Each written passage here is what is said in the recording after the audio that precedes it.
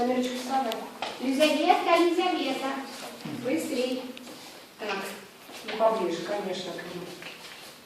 Завтра какой праздник? Я говорила, кто запомнил? Я. День Победы. Нет, День Победы будет 9-го. Мы ходили с вами в музей. А завтра День Вооруженных сил Казахстана.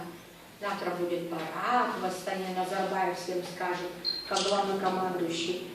Добрые слова, напутствия нашим будущим воинам и солдатам. И всем мальчикам, потому что они у нас тоже будут воины, будут охранять нашу Родину, как мы говорили, да? Любить ее. А мы, девочки, что им скажем сегодня? Что мы им скажем? Поздравляем, конечно, Алёночка, говорим 3-4. Поздравляем! Поздравляем! Поздравляем! И, конечно, что мы желаем? Счастье. Еще что? Здоровье. Здоровье. Чтобы не болели. Чтобы не болели. И чтобы на лицах всегда была улыбка. На лицах всегда была улыбка.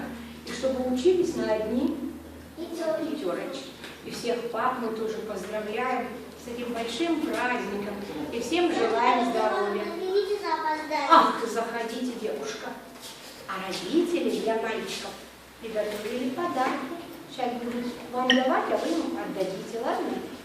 Или родители давайте. То так не получится, что у нас много девочек, а мальчиков мало. Давайте. Давайте. Девочки, садитесь, а мальчики пусть постоят. А мы за них порадуемся. Какие-то волшебные подарки, наверное,